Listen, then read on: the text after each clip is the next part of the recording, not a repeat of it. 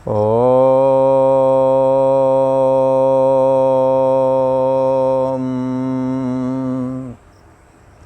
श्री योग वासिष्ठ के स्थिति प्रकरण में श्री वशिष्ठ जी महाराज बोले, हे राम जी, इस संसार समुद्र को कोई तर नहीं सकता, अर्थात बड़ा कठिन है।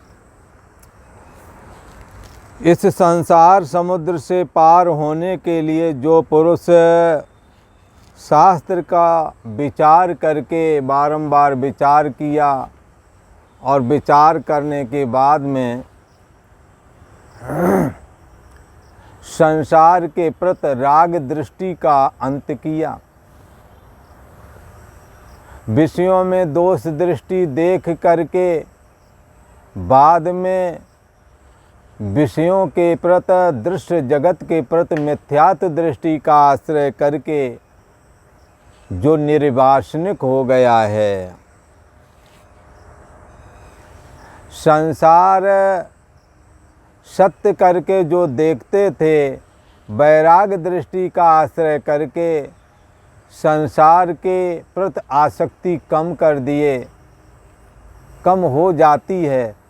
और जब वैराग, दृढ़ वैराग होता है, तब दृढ़ वैराग में संसार के प्रति मिथ्यात्व दृष्टि का आश्रय करके और तत्वज्ञान का विचार करके स्वप्नवत जगत को जान करके, और ये दिखना बंद नहीं होता, जैसे स्वप्न दिखना बंद नहीं होता है, परंतु स्वप्ने से जागने वाले को पुनः स्वप्न यदि दिखता रहे तो उसके लिए उसका कोई वजूद नहीं रहता है। जैसे उसी प्रकार से तत्वज्ञानी महापुरुष की दृष्टि में और दृढ़ वैराग धारण करके जब तत्वज्ञान का विचार करते हैं तो संसार के प्रति मिथ्यात्व दृष्टि का आश्रय उन्हों के अंदर हो जाता है और वो संसार को स्वप्नवत मिथ्या जान करके और संसार के में होने वाली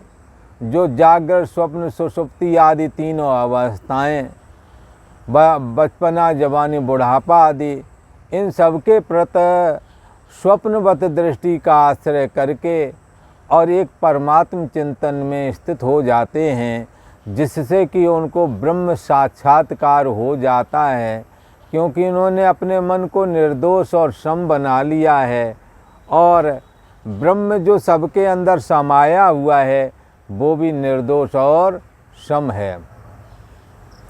तो यहाँ श्री वशिष्ठ जी महाराज कहते हैं कि संसार सागर को तरना बड़ा कठिन है, कोई तर नहीं सकता। हाँ, एक उपाय है, उसको यदि करें तो हो सकता है। वो क्या है? सतशास्त्र का श्रवण करना, स्वाध्याय करना, मनन करना और फिर निधिध्यासन करना। शास्त्र के विचार द्वारा जब बारंबार संसार के मिथ्यात्व का निश्चय करेंगे, विषयों में दोष दृष्टि धारण करेंगे, तो क्या है कि ये निर्वासनिक हो जाता है। यह पुरुष निर्वासनिक हो जाता है। जो संसार निरूपण जो संसार निरूपण शास्त्र जो संसार का निरूपण करता है और उस संसार का जब निरूपण करता है तो शब्द के द्वारा संसार के पद पदार्थों को जाना और समझा जाता है और शास्त्र के द्वारा ये बात जान जाता है। श्रवण करेंगे ना शास्त्र का तो क्या जानेंगे? शास्त्र के द्वारा संसार का भी बोध होता है और संसार के बोध के द्वारा ये निश्चय उन्हों का हो जाएगा कि भाई क्या सार है और क्या आसार है, क्या करना चाहिए और क्या नहीं करना चाहिए। ये चीज़ तो उन्हें ज्ञात हो ही जाती है जो शास्त्र का श्रवण करते हैं। इसलिए यहाँ कहा कि उन्हें जब शास्त्र का श्रवण करने को मिलता है तब ये जान जाते हैं कि संसार के पदार्थों में कौन शुभ है कौन अशुभ है, कौन कर्म करना चाहिए कौन नहीं करना चाहिए।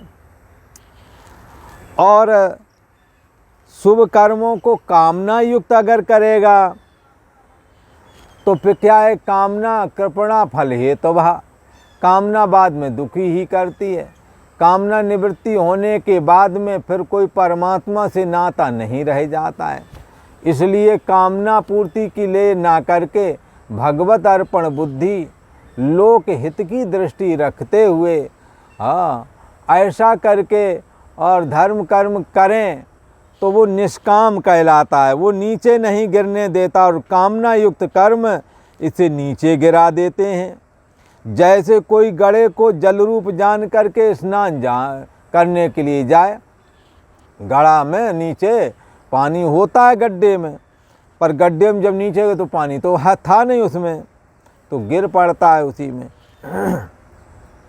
हे राम जी, अपने अनुभव रूपी प्रसिद्ध मार्ग में जो प्राप्त हुए हैं उनका नाश नहीं होता, और नहीं तो शास्त्र के द्वारा सुने गए कामना युक्त कर्म करने से भी इस पुरुष का नाश हो जाता है।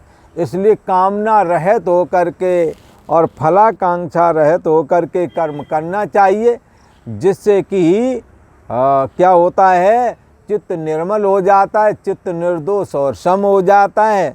जब चित्त निर्दोष और सम हो जाता है, विक्षेप से रहित होकर के एकाग्र हो जाता है, तो निर्दोषम ही समम ब्रह्म, निर्दोष और सम तो ब्रह्म भी है। तो ये आत्मा में मन रूप जीवात्मा, जीवात्मा रूप मन स्थापित हो जाता है। इसी का नाम मुक्ति है। जहाँ की चीज़ तहीं पहुँचावे, साचा सतगुर सोई कहावे।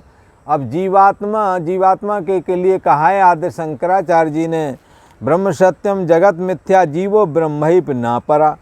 ब्रह्म सत्य है, जगत मिथ्या, जीव ब्रह्म ही है, ये दूसरा नहीं है कोई उसके अलावा। तो जीव ब्रह्म ही है। तो जब जीव ने अपना मन निर्दोष और सम बना लिया तो ब्रह्मलीन हो गया।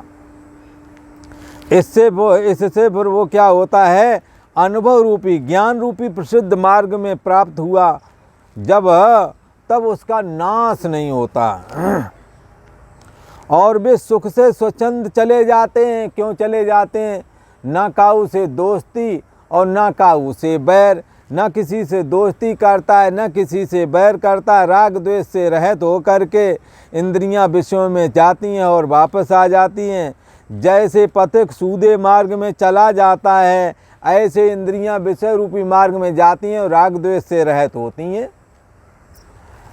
तो उनके ऐसे पुरुषों की इंद्रियां अपने कंट्रोल में होती हैं, मन भी कंट्रोल में होता है। जैसे रास्तागीर सीधे मार्ग पर चला जाता है, ऐसे ब्रह्म निरूपक जो शास्त्र निर्वेद मार्ग है, ब्रह्म निरूपण शास्त्र निर्वेद मार्ग है। ब्रह्म निरूपण शास्त्र कैसा है, निर्वेद मार्ग। निर्वेद मार्ग वैराग्य परक। वैराग्य के बगैर वेदांत विद्या फलीभूत नहीं होती है। किसी का वैराग्य किसे कहते हैं, अब बामन नहीं, बेराग, बगैर राग वाला। इसलिए हम लोगों में एक बैरागी और सन्यासी, कहीं राग नहीं इसलिए बैरागी। सन्यासी का मतलब भी विषयों में आस्था बुद्धि हट कर के आत्मा में आस्था बुद्धि, अच्छी तरह आत्मा में स्थित हो गए। शब्द स्पर्श रूप रस गंध आदि का त्याग कर दिया। तो क्या है, ब्रह्म निरूपक शास्त्र निर्वेद मार्ग है, वैराग्य का मार्ग है। इसमें ये बात बताई गई है कि संसार निरूपक शास्त्र, संसार का निरूपण करने वाला शास्त्र बताता है कि यह संसार कितना दुखदाई है।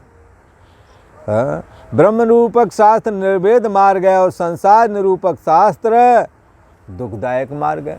संसार का निरूपण करने वाले जितने भी ये भौतिक ग्रंथ हैं, ये संसार में प्रवृत्त कराते हैं, और ये कहीं ना कहीं संसार में प्रवृत्त कराते, निवृत्त तो कराते नहीं। परंतु ब्रह्म निरूपक शास्त्र जो है वो निर्वेद मार्ग है, संसार से निवृत्त कराते हैं। ये संसार में प्रवृत्त कराते हैं। संसार में प्रवृत्ति दुख का भी कारण है, क्योंकि इस संसार में कोई ऐसा नहीं हुआ है जो पूरी तरह से सुखी हो। आप किसी से पूछो आपका शरीर स्वस्थ है, 40 बीमारी बता देगा। आप किसी से पूछ लो आप खुश तो हो, घर में कोई दिक्कत तो नहीं, तो 40 कमियां अपनी माता पिता भाई बंधु से सबको बता देगा, धन की कमी फलाना ढुमक।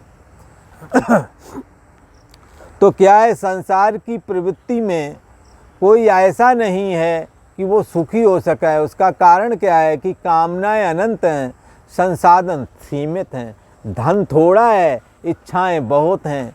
हाँ, आपके पास धन थोड़ा है पर आप कोठी बंगला चाहते हैं उन लोगों की तरह जो बड़े बड़े करोड़ अरबपति लोग हैं, उनकी बालिशान वो हैं। तो कामनाएं इसी प्रकार उनकी कामना उससे भी ज़्यादा हैं। कामनाओं के चलते कोई सुखी नहीं रह पाता है। तो यहाँ पर कहते हैं संसार का निरूपक शास्त्र जो है वो तो दुखदाई माना गया, क्योंकि वो संसार में प्रवृत्ति कराता है। संसार में प्रवृत्ति होने पर कोई ऐसा नहीं है जिसकी सारी कामनाएं पूरी हो गई हों। उसको पत्नी से शिकायत, पति से शिकायत, मकान ठीक नहीं, गाड़ी नहीं, जॉब अगर है तो ये जॉब हमारे काबिल नहीं थे, हमें और अच्छी मिलनी चाहिए, नहीं है तो हमें कुछ में जॉब नहीं मिल रही है। हाँ, तो ये संतुष्ट नहीं है। संतानें नहीं है, इधर उधर मत्था टेकें, संतानें हो गई अभी कहना नहीं मानती हैं, अब हो गए चलो सयाने, अब इनका ब्याह नहीं हो रहा है, क्या करें। हाँ, किसी को पास में बैठा के राजी नहीं रहे, किसी को लेकर के चले नहीं। अब ब्याह वाले कहाँ से आवे, जान परिचय लोग जानते हों तो ब्याह वाले भी आ जाएं। तो अब ब्याह अपने नाते रिश्तेदारों से तारतम्य पहले ही तोड़ लिया, क्योंकि तुम्हारी नौकरी लग गई, लड़कों की लगी नहीं, अब उनके ब्याह नहीं हो पा रहे। अनेकों प्रकार के दुखदाई ये संसार मार्ग है। तो क्या है कि सबसे मेल मिलाप पूर्वक सबसे कर लो प्रेम जगत में। तुम्हारे अपने हैं उनको अपनों की तरह लेकर के ही चलो, वो तुम्हारे हैं, तुम्हारे ब्लड से हैं। पराए तो तुम्हारा काम करने के लिए अपनों से कुछ बढ़कर के अच्छा करके तुम्हें दिखाएंगे, परंतु जैसे वो जुड़े वैसे एक क्षण में हट भी जाएंगे। ये तो बने के सौदा है। पर परिवार वाले लोग भी लोभी लालची होते हैं, राग द्वेषी होते हैं, ऐसी बात नहीं, पर सभी नहीं होते हैं। तुम्हें क्या है, तुम्हें सबको एडजस्ट करना है। जो जैसा है उसके साथ वैसा बर्ताव करके कुछ ऐसा बना के चलो ताकि अपने परिवार के लोग, अपने कुनबे के लोग, रिश्तेदार, कभी राम काम हो जाए, शादी विवाह हो जाए, एक जगह बैठ के खा सकें, एक जगह बैठ सकें, एक जगह बैठ के हालचाल ले सकें। तो तभी तुम्हारा परिवार बसाना ठीक है, वरना हम लोग ठीक है नहीं, आगे पीछे कोई, तो फिर भी बहुत सारे लोगों का आना जाना है। तो तुमने घर गृहस्थी बसाई किस लिए बसाई? केवल इसलिए बसाई कि अब जो है अब किसी को पास नहीं फटकने देना। ये काम तो हम भी नहीं करते। हाँ, हमें भी लगता है सब मेल मिलाप पूर्वक रहें, सब खुशी रहें, सर्वे भवन्तु सुखिनः, सर्वे सन्तु निरामया, सभी निरोगी रहें, सभी कल्याणकारी दृष्टि रखें।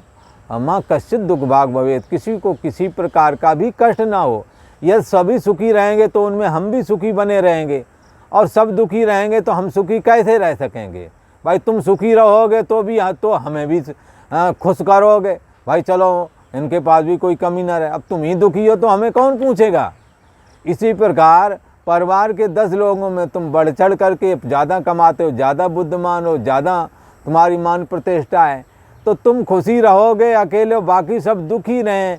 ये सिस्टम ठीक नहीं है।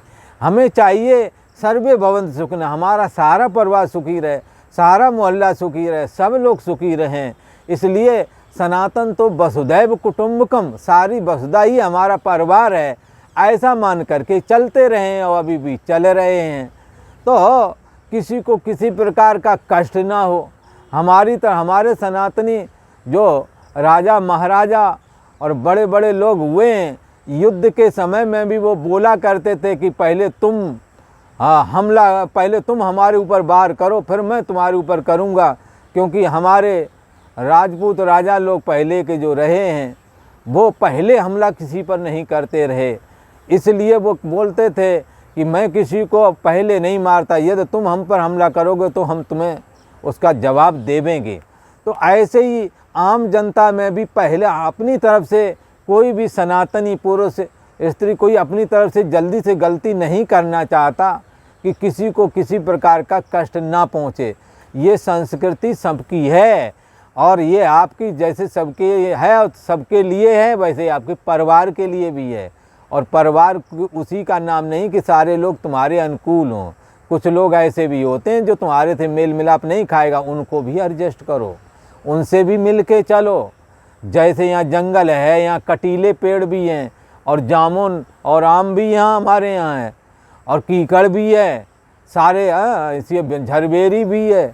तो ऐसी सारी चीज़ें मिलकर के ही जंगल कहते हैं। ऐसे ही परिवार उसका नाम नहीं कि सब एक जैसे, परिवार कहते ही उसे हैं जिसमें कोई किसी तरह के स्वभाव वाला, कोई किसी तरह के स्वभाव वाला, कोई अमीर कोई गरीब, सबको एडजस्ट करके चलना चाहिए और मेल मिलाप पूर्वक चलना चाहिए।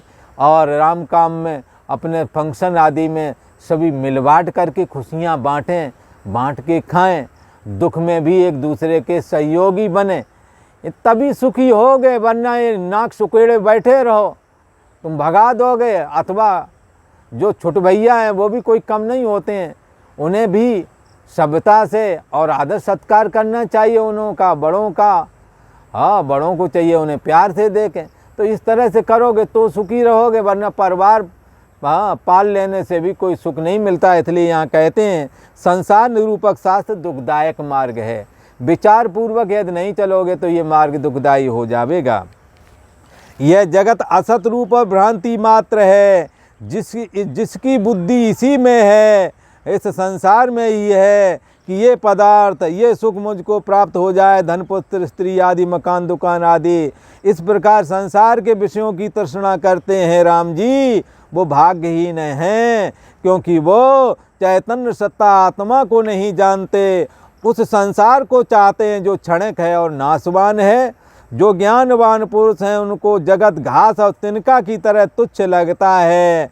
जिस पुरुष के हृदय में परमात्मा का चमत्कार हुआ है, अर्थात परमात्मा जिसके हृदय में प्रकट हुआ है, वह इस ब्रह्मांड खंड लोक और लोकपालों को भी तिनकावत देखता है, क्योंकि समस्त ब्रह्मांड उस चैतन्य सत्ता आत्मा की सत्ता से ही सत्तावान होकर के सभी लोगों को ये आत्मसत्ता ही धारण करती है। जैसे जीव आपदा को त्यागता है, तैसे ही उसके हृदय में ऐश्वर्य भी आपदा रूप त्यागने योग्य है। जैसे जीव आपदा को त्याग कर देता है, तैसे उसके हृदय में ऐश्वर्य भी आपदा रूप ही है। जब वैराग्य व्यक्ति धारण करता, आत्मचिंतन करता, तब ये रहस्य पता चलता है। इसलिए इससे हृदय से निश्चयात्मक हमेशा अपना निश्चय तत्व में आत्मा में ही रखो और जगत के व्यवहार में लगे रहो। बाहर अपना जैसा आचार प्राप्त हो उसको करते रहो राम जी, क्योंकि आचार जैसा प्राप्त होता है तैसा ही करना होता है। हृदय से मैं आत्मा हूँ ऐसा निश्चय करके सदा शांत रूप बने रहो। आज इतना ही।